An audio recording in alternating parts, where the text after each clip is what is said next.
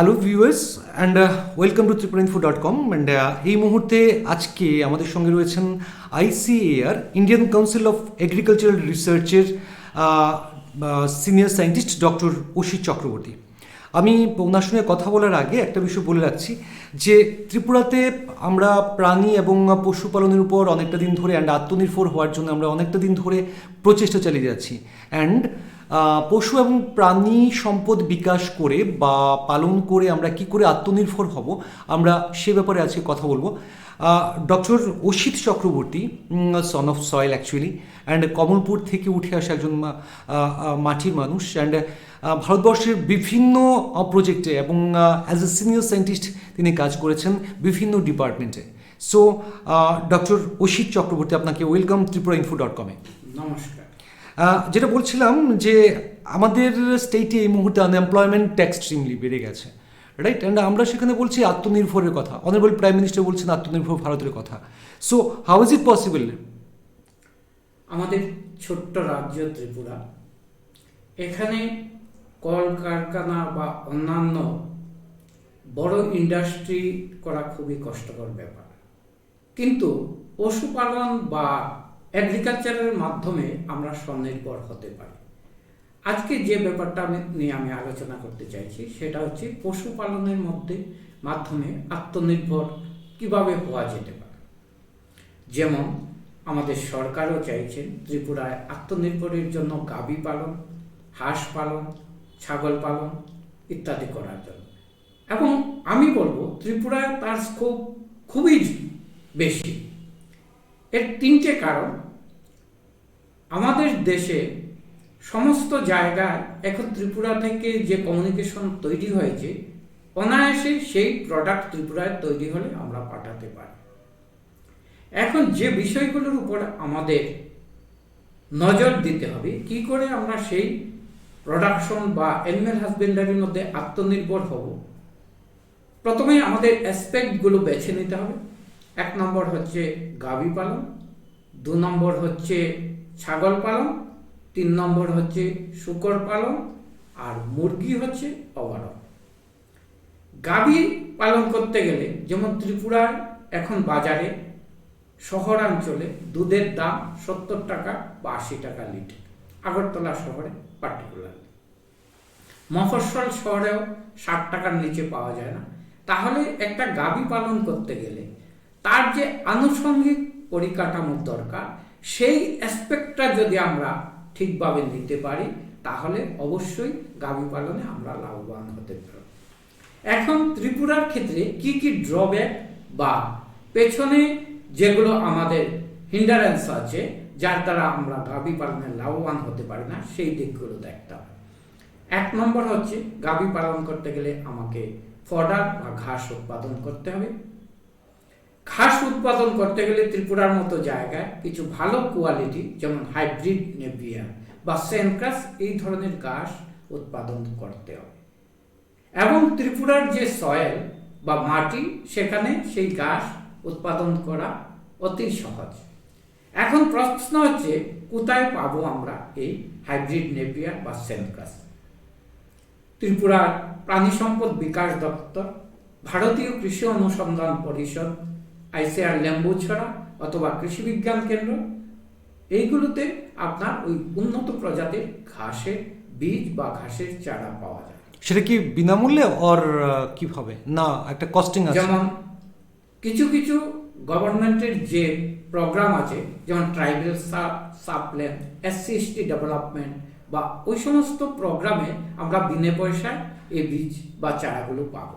আচ্ছা। কিছু কিছু জায়গাতে ফার্মার্সদের জন্য বা কৃষকদের জন্য খুবই নমিনাল প্রাইস, খুব কম পয়সায় সেই বীজ বা চারা দেওয়া হয়। আচ্ছা। সুতরাং এই চারাগুলো আমরা এখন গাভীর। এর আগে আমি আপনাকে একটু ইন্টারাপ্ট করছি। একজন মানুষ ভাবলো, একজন বন্ধু ভাবলো যে তিনি গাভী পালন করে তিনি সেলফ এমপ্লয়েড হবেন, right? So in case of that owner primary investment কি লাগতে পারে? একদম প্রাইমারি প্রথমেই হচ্ছে গিয়ে গাভীর দাম, এরপরে গ্রাসের দাম, তারপরে ঘাস, তারপরে গাভীকে বেশি দুধ পেতে গেলে আমাদের কিছু রেশন বা সুষম খাদ্য খাওয়াতে খাওয়াতে হবে। সেই সুষম খাদ্যের দাম। দেখা গেছে ইকোনমিক অ্যানালাইসিস করে আমরা দেখেছি যারা সাকসেসফুল ফার্মার, ইভেন ত্রিপুরাতেও আছেন অনেক ফার্মার আছে, যেমন আমাদের রানীর বাজারে আছেন, কমলপুরে আছেন, কৈলাসহরে, আমি নিজে দেখেছি।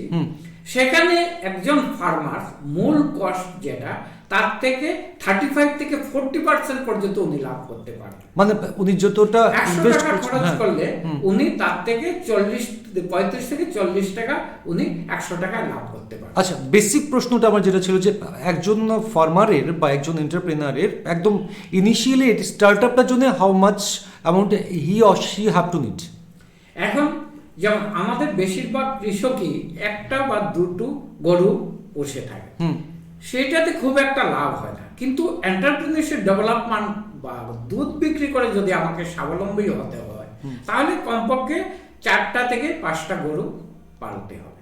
এই 4-5টা গরুর ইনিশিয়াল যে কস্ট আসবে বা সেটা মিনিমাম 2 থেকে 2.5 লাখ টাকা হবে। আচ্ছা, নাম্বার 2 হচ্ছে তার ঘাসের খরচা, খাবার দাবার মিলিয়ে যে খরচা আসবে, ইনিশিয়াল যেটাকে আমরা ফিক্সড কস্ট বলি, সেটা হচ্ছে গাভীর দাম, গাভীর জন্য ঘর এবং অন্যান্য আনুষঙ্গিক অল্প কিছু যন্ত্রপাতি যেমন ঘাস কাটার মেশিন ইত্যাদি। তারপর হচ্ছে রেকারিং কস্ট, যেটা কন্টিনিউয়াস চলবে, যেমন গাভীর জন্য ঘাস তৈরি, ঘাসের দাম, তারপরে সুষম খাদ্যের দাম, এইগুলো। আর যেটা দুধ বিক্রি করে টাকা আসবে, যেমন একটা গাভী যদি আমরা কমার্শিয়ালি বা বাণিজ্যিকভাবে পালন করতে পারি, তাহলে মিনিমাম আমরা একটা গাভী থেকে ত্রিপুরার কন্ডিশনে 8 লিটার দুধ আশা করতে পারি। কতদিন পরে সেটা পেতে পারি আমরা? আমরা যেমন যদি ইনিশিয়ালি আমরা গাভী বা হাইফার নিয়ে থাকি, যেগুলিকে আমরা এখানে ত্রিপুরার ভাষায় ডেকি বা গরু বা এই বাছুর বলা হয়, মেয়ে বাছুর, হ্যাঁ, সেইটা 2 বছর বয়স বা 2.5 বছর থেকে যদি আমরা নেই, তাহলে তার প্রেগনেন্সি ওই পিরিয়ডে 2.5 থেকে 3 বছরের মধ্যে হয়ে যায়। তারপর 10 মাস পরে আমরা বাচ্চা পেতে পারি। মোটামুটি ধরুন 3.5 থেকে 4 বছর পরে আমরা একটা গাভী থেকে উৎপাদন পেতে পারি। আমি এখানে আপনাকে একটু ইন্টারাপ্ট করছি। আপনি বলছেন যে 2.5 থেকে 3 লাখ টাকা 4টা গরু নিয়ে কেউ কাজ শুরু করলো, তার সঙ্গে গ্রাসের প্রাইস অ্যান্ড অল দ্যাট সব কিছু মিলিয়ে 3 থেকে 4 লক্ষ টাকা, and after 3.5 year or 4 years পরে ওনার ইনকাম জেনারেট শুরু হলো, ইজ ইট? না, তাহলে ওই 2 বছর আমরা ছেড়ে দিয়েছি, কারণ বাছুর যখন আমরা কিনছি 2 বছর বয়সে, 2 বছর বয়সে কিনছি।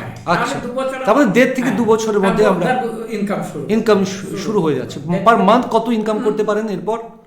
1.5 থেকে 2, যেমন 4টা গরু যদি থাকে আমার 8 লিটার দুধ যদি হয়, তাহলে 32 লিটার, আমি 30 লিটার হলাম অ্যাপ্রক্সিমেটলি 30 লিটার মিল্কে যদি আমার 60 টাকা করে হয়, মফস্বল দুধ 60 টাকা করে হলে, তাহলে আমার 3 যেটা 6 18 ডেইলি 1800 টাকা আসছে।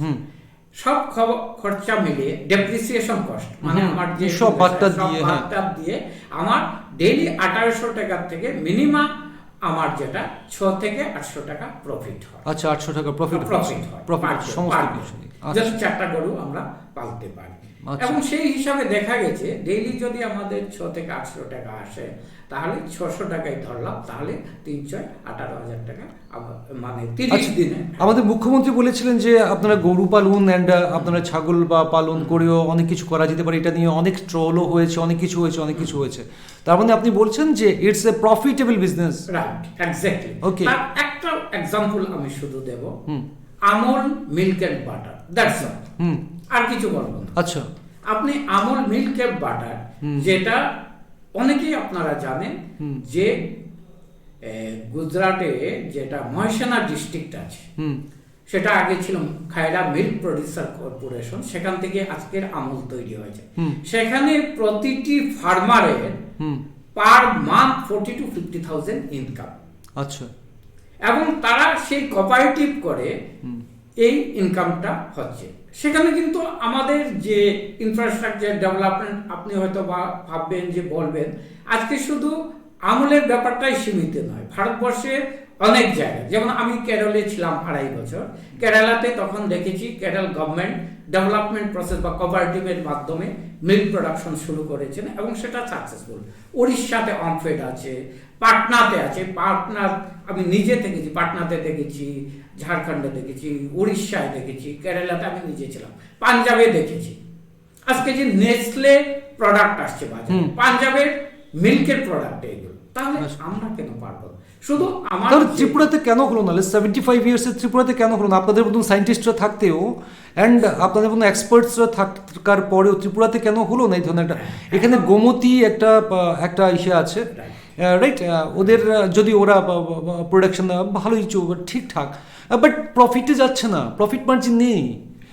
কেন এরকমটা আপনার কেন করতে পারছেন না? আমি বলবো একটা কথা, আমি একসময় ত্রিপুরাতে খুব স্বল্প সময়ের জন্য পশুপালন বিভাগের অধিকর্তা ছিলাম। হ্যাঁ, আপনি ডিরেক্টর ছিলেন। গোমতীও ভিজিট করেছি বা দেখেছি। হ্যাঁ, আমাদের মূল প্রবলেমটা হচ্ছে সাফিসিয়েন্ট মিল্ক প্রোডাকশন আমরা করতে পারছি না। আচ্ছা, কেন মিল্ক প্রোডাকশন করতে পারছি না? এক নম্বর হচ্ছে গরুর যে খাবার, সেই খাবারটা আমরা দিতে পারছি না। ওকে, ন্যাচারালি গরুকে খাবার যদি দেওয়া না হয় তাহলে মিল্ক আসবে কোথেকে? যতই আমরা চেষ্টা করি। এখন গরুর খাবার দিতে গেলে কি করতে হবে?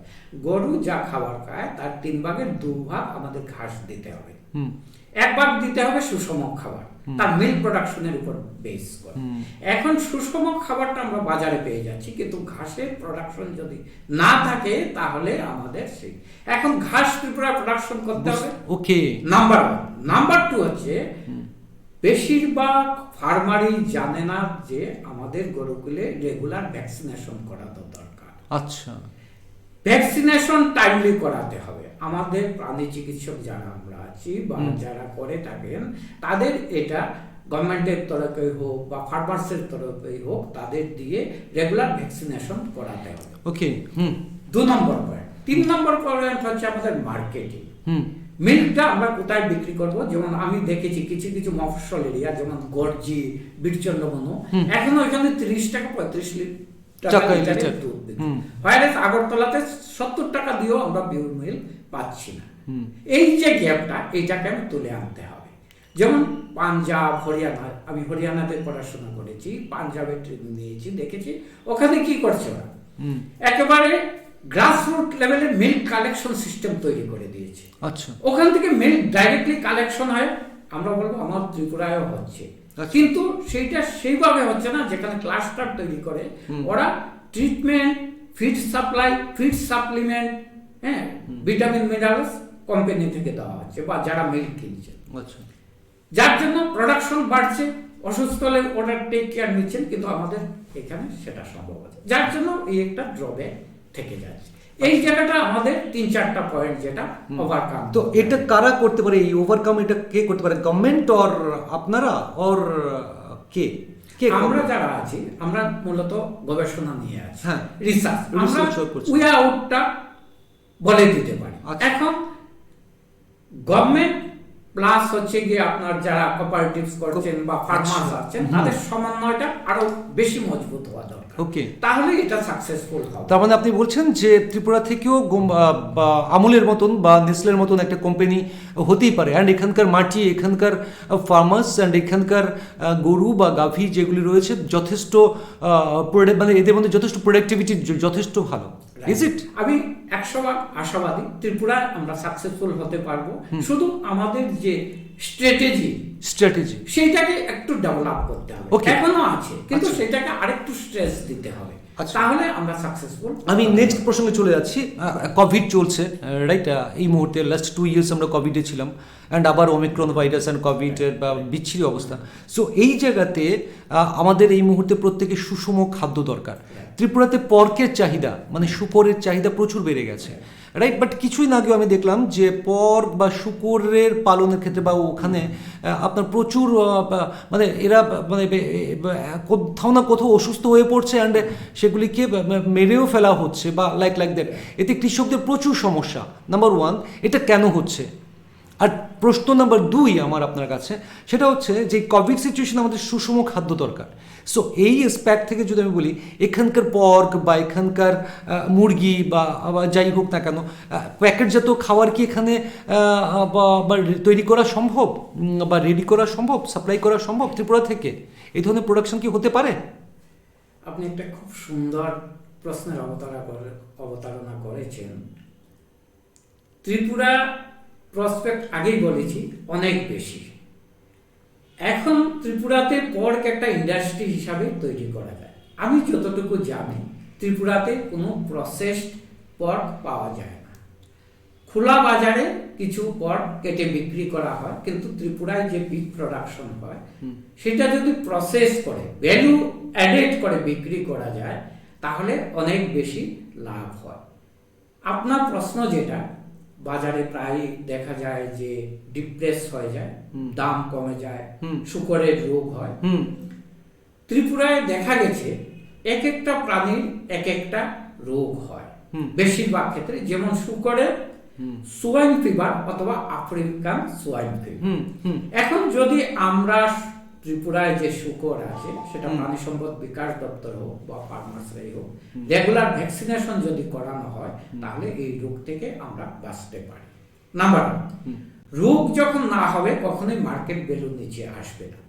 তারপরে আসছে যে আনহাইজিন ওয়েট। এখন শুধু আমাদের রাজ্য নয়, সারা দেশ নয়, সারা পৃথিবীর একটা সমস্যা, how to get hygienic product. আমরা বলতে পারি না কোন অ্যানিমেল থেকে কোন ইয়ে থেকে কোন রোগটা ছড়িয়ে পড়ে। এখন যদি আমরা প্রসেসড মিট তৈরি করি তাহলে সেই রোগের সম্ভাবনা অনেকটাই কমে যায়। মানে আপনি বলছেন প্রসেসড মিট এখানে পসিবল?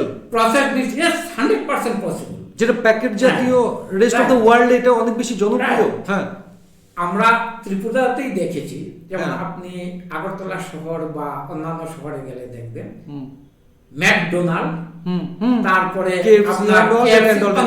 কি করছে, ফিল্ড লেভেল থেকে প্রোডাক্ট নিয়ে আসছে, প্রসেসিং করে দিচ্ছে, মার্কেটে ছেড়ে দিচ্ছে। আচ্ছা, they are not producing themselves, only processing. Process করছে। They are adding value with the product and taking the maximum benefit.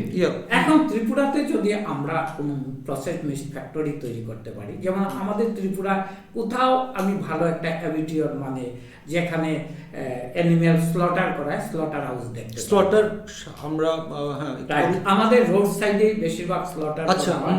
এবং এখনের যে কাস্টমার বা যারা আমরা ক্রয় করি অনেকেই হেলথ কনসিয়াস। আমরা চাই না আনহাইজেনিক ওয়েতে মিট বাজারে বিক্রি হোক, সেই মিট আমি বাড়িতে কিনে আনি, সেটা মুরগি হোক, শুকর হোক, যাই হোক, ছাগল হোক। কিন্তু সেই জায়গাটাতে আমাদের লুক আউটটা করতে হবে কিভাবে আমরা হাইজেনিক ওয়েতে মিট পেতে পারি, সেইটা গভর্নমেন্টের তরফে হোক আমাদের তরফে হোক, সেই জায়গাটা আমাদের লুক আউটটা করতে হবে। তাহলেই আমরা, আর যেই হাইজেনিক ওয়েতে পাবো তার সঙ্গে ভ্যালু এডিট করে দিলে সেইটা যে কোনো ফার্মার কয়েক গুণ বেশি তার দাম পাবে। মানে আপনি বলছেন যে প্রসেসড মিট এখানে তৈরি করা সম্ভব যদি কেউ শুরু করতে চায় আত্মনির্ভর হওয়ার জন্য।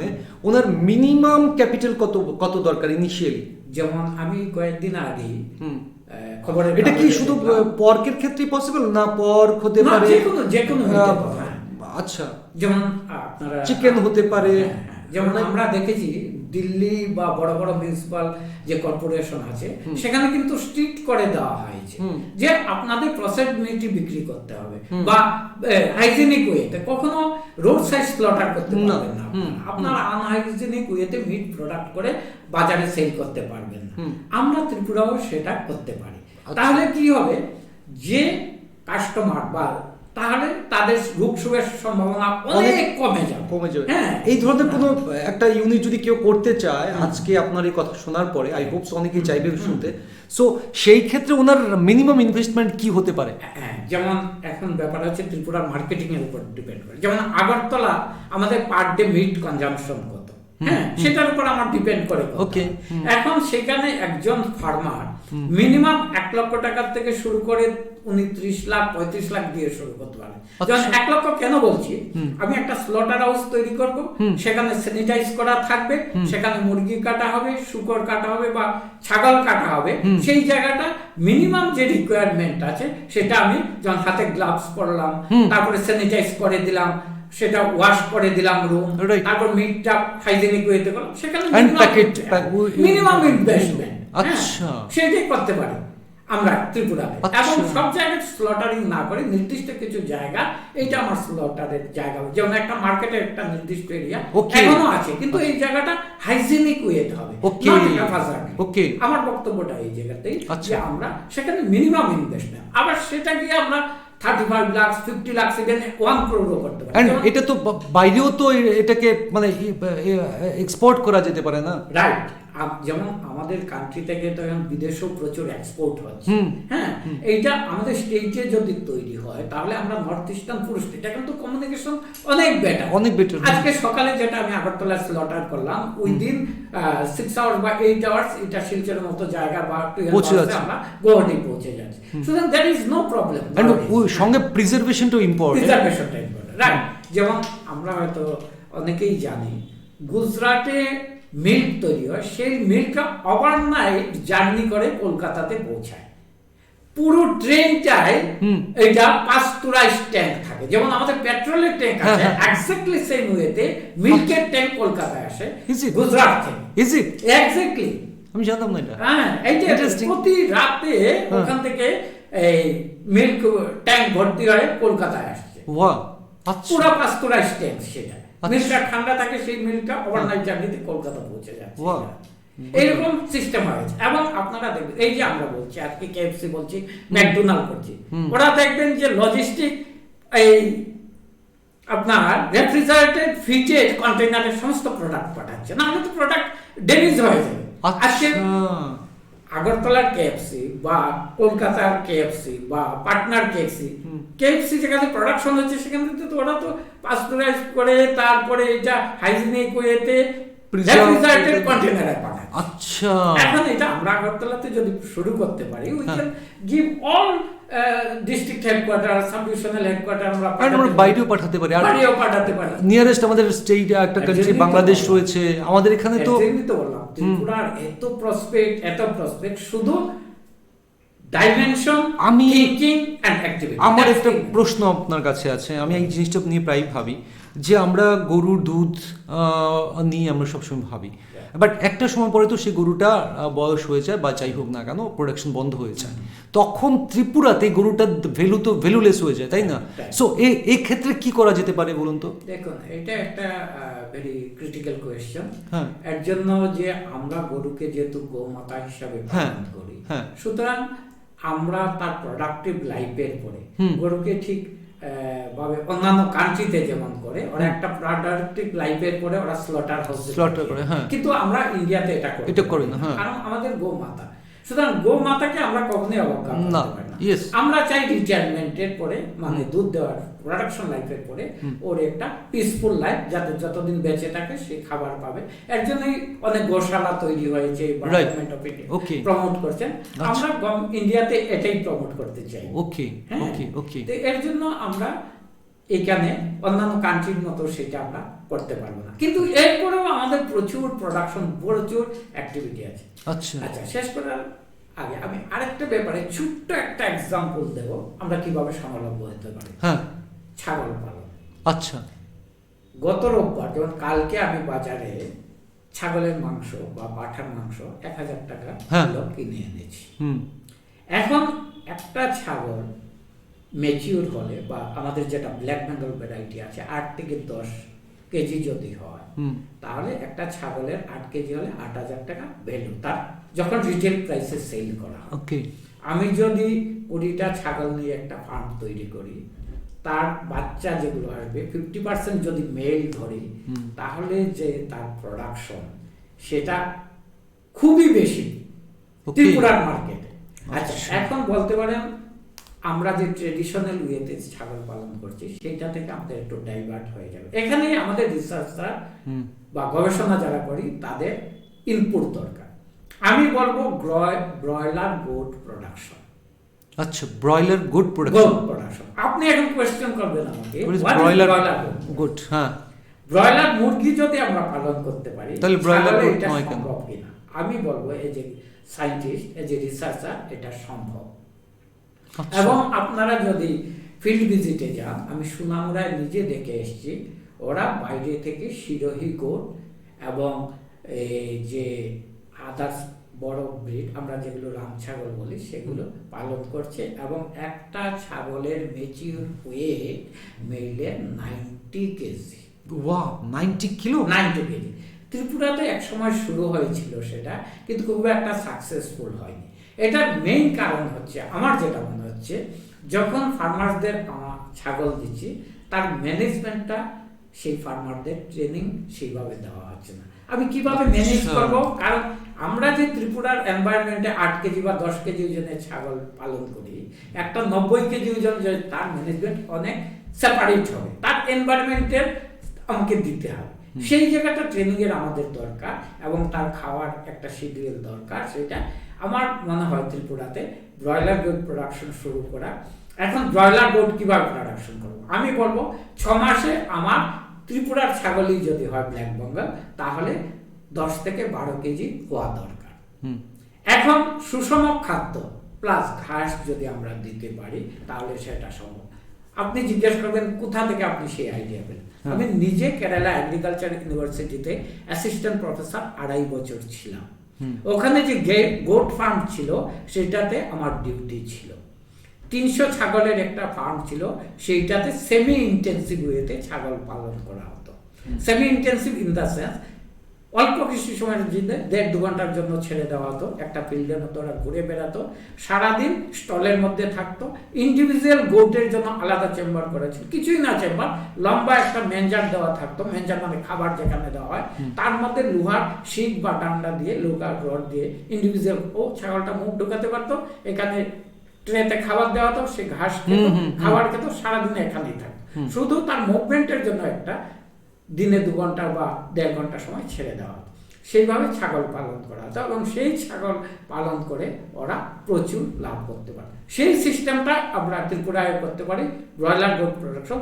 তা আপনারা যদি কেউ সোনামুড়াতে যান বা দেখেন, অনেক ফার্মারই আছেন, ওরা এইভাবে বদ্ধ রুমে ঘাস কেটে ওদের দেওয়া হচ্ছে, চপারের মাধ্যমে। ত্রিপুরাতে হচ্ছে, তাহলে হচ্ছে, ত্রিপুরাতে শুরু হয়ে গেছে এবং অনেকেই করে। এখন এটা ব্যাপক হারে যদি করতে পারি তাহলে ত্রিপুরায় ছাগলের মাংসের সেরকম অভাব থাকবে না, ফার্মাররা ছাগল পালন করে প্রচুর লাভ করতে পারে। ওকে, সো ফ্রেন্ডস, এই মুহূর্তে যারা শুনছেন, যারা পাঁঠার মাংস পছন্দ করেন, তারা কিন্তু শুরু করেই দিতে পারেন অ্যান্ড ভাবনা চিন্তা কিন্তু শুরু করতেই পারেন। আপনার কাছে আমার লাস্ট প্রশ্ন, যে কারণ আমাদের সময় একদম লিমিটেড, সো আপনার কাছে আমার লাস্ট প্রশ্ন হচ্ছে, গভর্নমেন্ট এই ব্যাপারে কতটা হেল্প করবে কোনো এন্টারপ্রেনারকে, বা কতটা করে, বা এন্টারপ্রেনাররা কার সঙ্গে কন্ট্যাক্ট করবে, আপনার সঙ্গে আর কার সঙ্গে কন্ট্যাক্ট করবে এই ব্যাপারে? কারণ ফাইন্যান্সিয়াল সাপোর্টটা সবচেয়ে বেশি ইম্পর্টেন্ট। মাসখানেক আগে আমি ত্রিপুরার নিউজ পেপারে দেখেছি, সে আমাদের যে ডেইলি নিউজ পেপার, সেখানে একটা অ্যাড দেওয়া হয়েছে, যারা এন্টারপ্রেনারশিপ ডেভেলপ করতে চায় গভর্নমেন্ট সেখানে ম্যাক্সিমাম আপ টু 30-35% পর্যন্ত সাবসিডি দিচ্ছে। হ্যাঁ, এটা রেডিও টিভিতেও চলছে। হ্যাঁ, সেইটা যে কেউ ডেভেলপ করতে চায়, যে আনএমপ্লয়েড ভাইরা আছেন বা বোনরা আছেন, তাহলে গভর্নমেন্ট সাহায্য করছে এখানে, হ্যাঁ, ম্যাক্সিমাম অ্যামাউন্ট করছে, তাহলে গভর্নমেন্ট থেকে সেই সাহায্যটা আমরা দিতে পারি। আচ্ছা, এবং আমরা শুরু করে দিতে পারি। আর একবার যখন আমাদের শুরু হয়ে যায়, 6 মাস বা 8 মাস চলে যায়, প্রোডাকশন শুরু হয়ে যায়, তখন ব্যাংক ডেকে আপনাকে লোন দিচ্ছে, যে আপনি নেন আপনার প্রোগ্রামটা। এখানে দুটো জিনিস লাভ রাখতে হবে, একটা হচ্ছে ট্রিটমেন্ট বা ভ্যাকসিনেশন রেগুলার, 2 নম্বর হচ্ছে অ্যানিম্যাল ইন্স্যুরেন্স। কোথাও যদি আনওয়ার্ড ইনসিডেন্ট ঘটে বা মারা যায়, তাহলে যেটা ইন্স্যুরেন্সটা আমার কভার করবে। এই দুটো জিনিস আমার দেখে নিতে হবে। আচ্ছা, ইন্স্যুরেন্সটা মাস্ট বি, ইন্স্যুরেন্স মাস্ট, এবং ভ্যাকসিনেশন। হ্যাঁ, যেমন প্রত্যেকটা পশু, আমি আগেই বলেছিলাম যে এক একটা রোগ ত্রিপুরাতে বেশি। ছাগল হলে পিপিআর, মুখে ঘা হয়ে যায় চারদিকে, ত্রিপুরার এই রোগটা খুব মারাত্মক। পিগ হলে সোয়াইন ফিভার, ডাক হলে ডাক কলেরা, ক্যাটেল হলে HSBQ কম্বাইন ইনজেকশন, সেটা ভ্যাকসিনেশন। আর এই 3-4টা রোগে, মুরগি হলে রানিক্ষেত ডিজিজ, এই প্রত্যেকটা অ্যানিম্যাল স্পেসিফিক ত্রিপুরায় দেখা গেছে একটা বা দুটো রোগ ওদের আক্রমণ করে। এই ভ্যাকসিনেশন করিয়ে নিলে আমাদের সমস্ত পশু সেফ। এবং এটা কিভাবে করা, ত্রিপুরা সরকার সবসময়ই পশু হাসপাতাল বা প্রাথমিক পশু চিকিৎসা কেন্দ্রে বিনা পয়সায় ভ্যাকসিন দেওয়া হয়। শুধু আমাদের লোকাল যিনি রিপ্রেজেন্টেটিভ আছেন বা ফার্মার গ্রামের যিনি মুখিয়া আছেন বা যিনি প্রধান আছেন, ফার্মাররা ইনিশিয়েটিভ নিয়ে রেগুলার ওদের ভ্যাকসিনেশন করিয়ে যাবে, তাহলে 75 থেকে 80% অ্যানিম্যাল সেফ। তারপরে যদি ইনসিডেন্ট হয় তখন পশু চিকিৎসক বা প্রাণী চিকিৎসকের দেখা করতে। এই জিনিসগুলো যদি আমরা মাথায় রাখি, insurance, vaccination and treatment, you are safe, you can earn a lot from animal production. Thank you so much doctor Asit Chakraborty, আপনি আমাদের স্টুডিওতে আসার জন্য। অ্যান্ড নিশ্চয়ই আমরা আশা করব আপনার আজকের এই ইন্টারভিউটা শোনার পরে অনেক বেকার যুবক যুবতীরাই হয়তোবা শুরু করতেই চাইবে। সো আই হোপ যে আপনি তাদের পাশে থাকবেন, অ্যান্ড গভর্নমেন্ট তাদের পাশে তো আছেই। Thank you so much. নমস্কার।